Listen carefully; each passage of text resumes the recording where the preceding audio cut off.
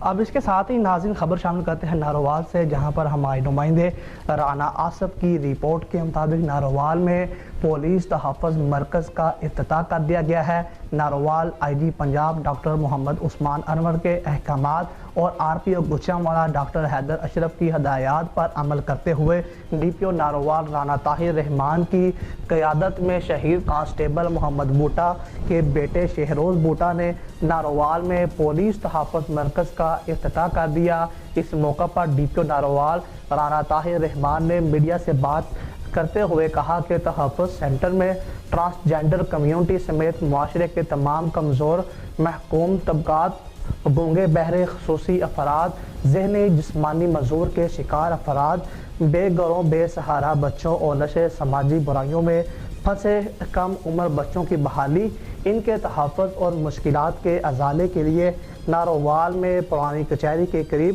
Police تحفظ مرکز قائم کر دیا گیا ہے۔